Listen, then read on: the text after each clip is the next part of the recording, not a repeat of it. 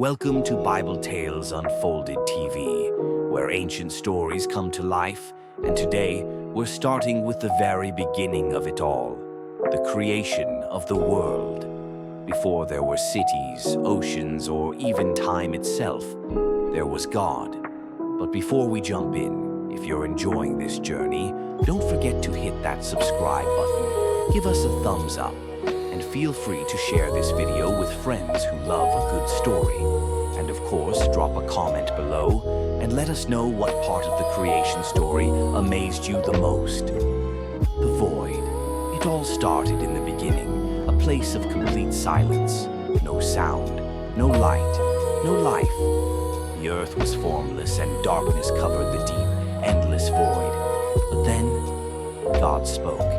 And with his voice, something extraordinary happened. Let there be light. And instantly, light burst into the world, like the first spark of a fire in a dark room. Light that shimmered and dazzled, pushing back the darkness. And God saw that the light was good. He separated the light from the darkness and called the light day and the darkness night.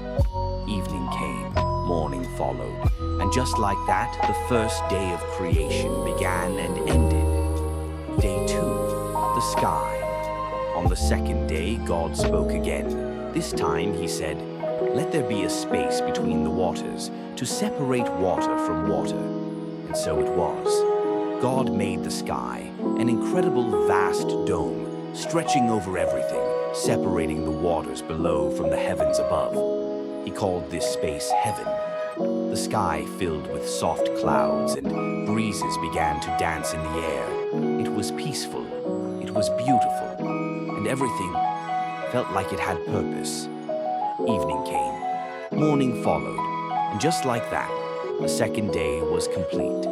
Day 3, land, seas, and plants. On the third day, God had a big plan. He said, "Let the waters beneath the sky gather in one place, and let dry ground appear." And bam! The earth rose up. Mountains and valleys, deserts and plains all appeared.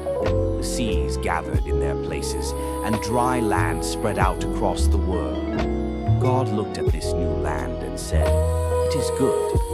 But that wasn't all. God spoke once more. "Let the earth sprout with plants, plants that produce seeds, trees that bear fruit."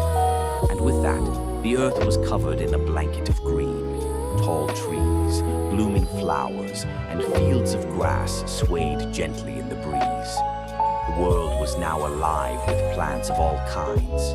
Evening came, morning followed, and the third day was complete. Day 4, sun, moon, and stars. Now, God wasn't finished. He said, "Let there be lights in the sky to separate the day from the night." And boom, the sun came into being, blazing with bright golden light to rule over the day. The moon shimmered into place, soft and cool, to rule over the night. And countless stars were scattered across the heavens, twinkling in the vast sky. And what did God say? "It is good." The sun would bring warmth and life. The moon would guide the way through the night. The stars would inspire wonder and awe. Evening came, morning followed, and the fourth day was complete. Day 5, birds and sea life.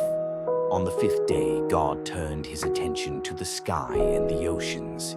He said, "Let the waters swarm with living creatures, and let birds fly across the sky." And the waters began to stir. From the deep, whales, dolphins, turtles, and fish of all kinds began to fill the oceans. And the sky, it was soon filled with the flap of wings. Eagles, sparrows, hummingbirds, peacocks, and more flew high, swooping and soaring with grace. God blessed them, saying, "Be fruitful and multiply. Fill the waters of the sea and let birds multiply on the earth." The oceans and the skies were alive with movement, color, and joy. Evening came, morning followed, and the 5th day was complete. Day 6, animals and humans. And then, the moment came. God said, "Let the earth bring forth living creatures of every kind." and the earth responded. Elephants trumpeted across the land, lions roared from the hills, giraffes stretched their necks toward the sky, tigers, zebras, wolves, and kangaroos appeared, each unique and full of life. But the best part was yet to come. God said, "Let us make man in our image, after our likeness." And with that, Adam was created. He was shaped from the dust of the ground, and when God breathed into him, he became a living soul. Then God saw that Adam needed a companion. He caused Adam to sleep, and from his side God created Eve, a perfect partner, a woman who would walk beside him. Together they were to rule over the earth, to care for the animals, and to enjoy the beauty of this new world. God looked at all he had made, the animals, the trees, the waters, the sky, the people, and said, "It is very good." Evening came, morning followed, and the sixth day was complete. Day 7, rest. On the seventh day, God did something amazing. He rested, not because he was tired, far from it, but because he knew that rest is holy. Rest allows us to reflect, to renew, and to remember. He made the seventh day special, a day set apart from all others, a day for peace, for stillness, for joy. And with that, the heavens and the earth were complete. And just like that, from the emptiness of nothing to the beauty of everything, God created the world. Each day marked a divine act of power, purpose, and love. Light from darkness, sky from sea, land full of life, and finally, humankind, created in his image, blessed and called to care for it all. Can you imagine it? A world where everything, from the tiniest flower to the largest elephant, was created in perfect harmony. A place where light and darkness danced together, where the sky and sea met in peace, and where humans walked hand in hand with the Creator. The beauty of the world we see today. It all started with God's loving voice. From nothing to everything he spoke, and life began. And the best part? That same God is still speaking today. He speaks to us through his word, through his creation, and through his Son, Jesus. As we look around our world today, its wonders, its rhythms, and its mysteries, we are reminded of the God who spoke everything into being. Creation is not just a story, it's a calling, a reminder that we are part of something greater, designed with meaning, and deeply loved. If this story moved you, inspired you, or gave you something to reflect on, don't forget to subscribe to Bible Tales Unfolded TV.